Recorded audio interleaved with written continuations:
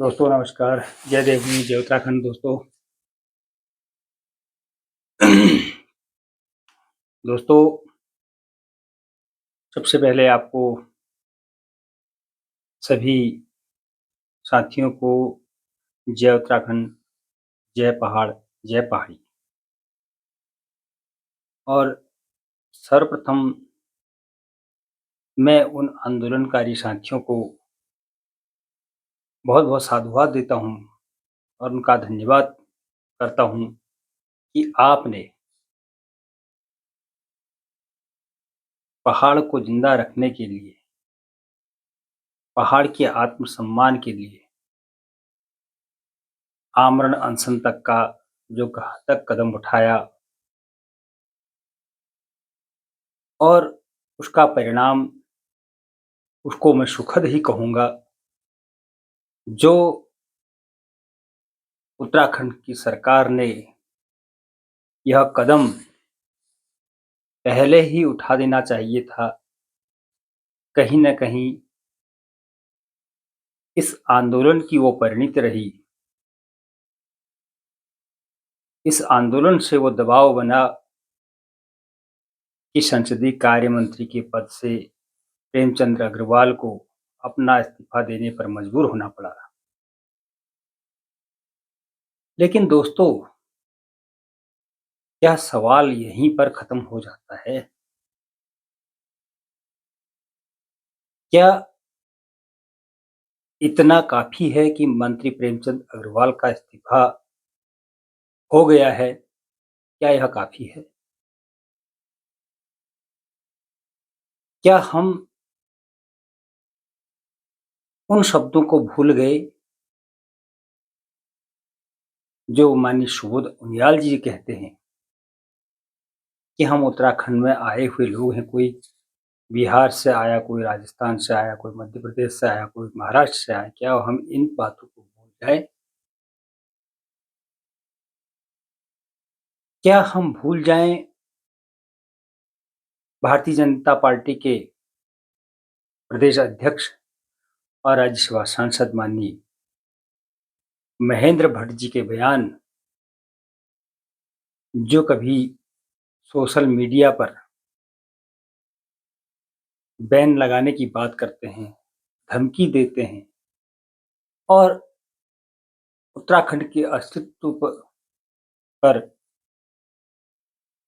आंदोलन करने वालों को सड़क छाप की संज्ञा देते हैं?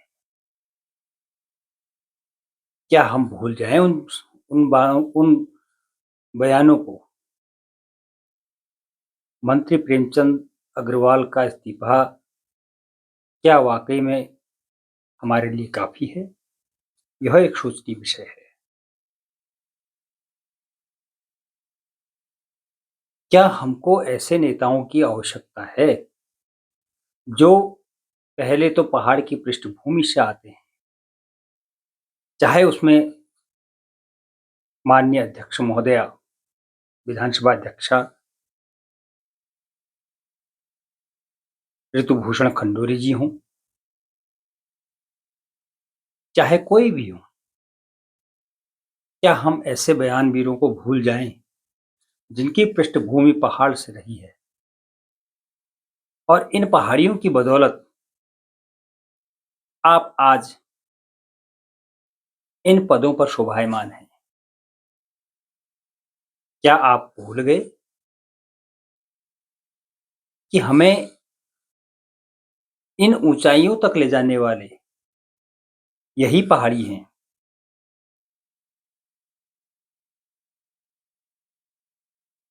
क्या आपका मन गवाह देता है?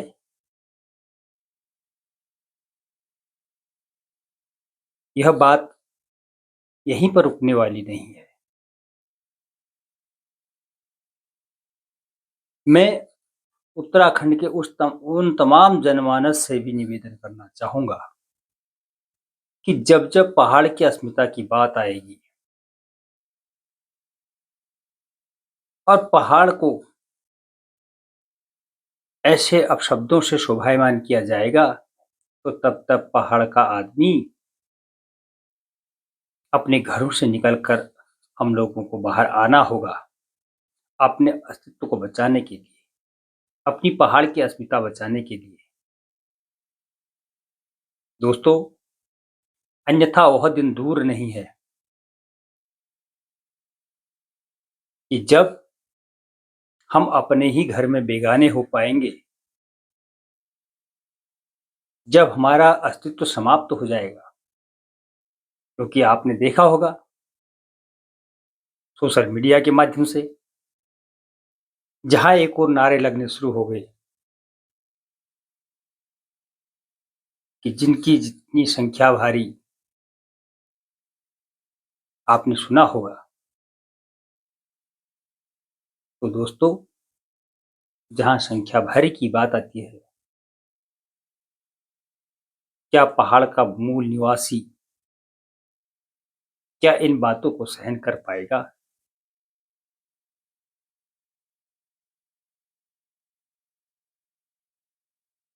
क्या यह दिन देखने के लिए यह राज्य बना था? क्या यह राज्य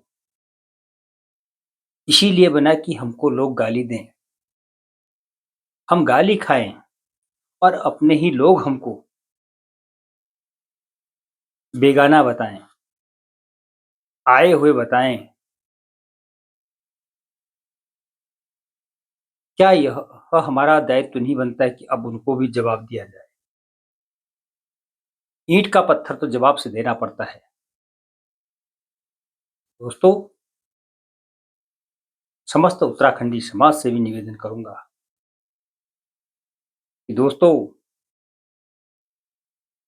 बिगुल बज चुका है, रणभेरी बज चुकी है, शंखनाद हो चुका है। आइए अपने अस्तित्व को बचाएं, पहाड़ की अस्मिता को बचाएं। पहाड़ों को बचाना होगा, क्योंकि वह दिन दूर नहीं है जब हम अपनी पहचान भी खो बैठेंगे। हम अभी भी नहीं चेते तो हम कब चेतेंगे? अब तो नींद से जागो हे उत्तराखंडियों, अपनी चिर निद्रा को भंग कीजिए। हमारे लिए कोई दल बड़ा नहीं, कोई दल छोटा नहीं, क्योंकि कोई भी दल हम लोगों से होते हैं। हम जब उन पार्टियों में, उन दलों में कार्यकर्ता के रूप में जाते हैं, तब हम नेता बनाते हैं। किसी नेता से हम कार्यकर्ता नहीं होते हैं, किसी दल से हम नहीं, हमसे दलों का वजूद होता है। क्योंकि किसी दल की रीढ़ जो होती है वो कार्यकर्ता होते हैं। तो हम सारे दल हमारे लिए बाद में हो सकते हैं, क्योंकि पहले हम पहाड़ी हैं। पहले हमारा फर्ज इन पहाड़ों के लिए है, इन पहाड़ियत के लिए है, पहाड़ की अस्मिता के लिए है। तो मैं आप सभी लोगों से निवेदन करना चाहूंगा कि हमें क्या उत्तराखंड के विधानसभा में ऐसे ही नेता आगे भी दिखने चाहिए? क्या हम सक्षम नहीं हैं कि हम उनको उनका जवाब दें? जिस प्रकार से पूर्व फौजी बड़े भाई भुवन कठायत जी ने जो हिम्मत की, बहन कुसुमलता बौड़ाई ने जो हिम्मत की, भाई कार्तिक उपाध्याय ने जो हिम्मत की, क्या हमारा जमीर जागा नहीं है? या हम अपने पार्टियों के मोह से बाहर नहीं उबर पाते हैं? जहां एक और आज हम समाज हित में कार्य करते हैं, तो देखने को मिलता है कि चंद दिनों के बाद हम अपनी अपनी एक इकाइयां गठित कर लेते हैं, छोटी छोटी राजनीतिक इकाइयां। आखिर यह कौन सी महत्वाकांक्षा है? मैं आप सभी लोगों से निवेदन करूंगा, महत्वाकांक्षाएं भले हो, लेकिन पहले पहाड़। जब हमारा पहाड़ होगा, जब पहाड़ी मूल का आदमी होगा, तभी हमारी महत्वाकांक्षाएं जीवित रह सकती हैं, तभी हम राजनीति कर पाएंगे।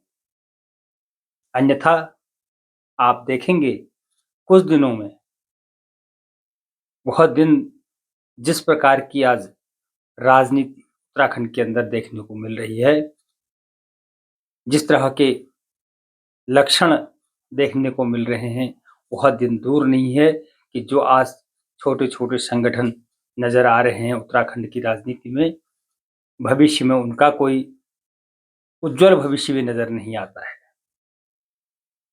तो मैं उन संगठनों से, उन राजनीतिक दलों से, सभी से निवेदन करना चाहूँगा कि आइए एक मंच पर खड़े होकर पहले पहाड़ी बनिए, पहाड़ियत को जिंदा रखिए, पहाड़ कैसे बचेगा इस पर मंथन कीजिए, क्योंकि अगर आप एक लकड़ी को लेंगे तो आसानी के साथ टूट जाएगा, उसे कोई भी तोड़ देगा। अगर आप लकड़ी का गट्ठा बनाकर चलेंगे तो लकड़ी के गट्ठे को कोई नहीं तोड़ सकता है। आप सभी लोग समझदार हैं, क्योंकि उत्तराखंड को बचाने के लिए एक छतरी के नीचे आना अति आवश्यक है। जब तक आप लोग सभी आपसी मतभेद भुलाकर, आपसी महत्वाकांक्षा, व्यक्तिगत महत्वाकांक्षाओं को दरकिनार कर एक मंच पर खड़े नहीं होंगे तो यह पहाड़ बचने वाला नहीं है।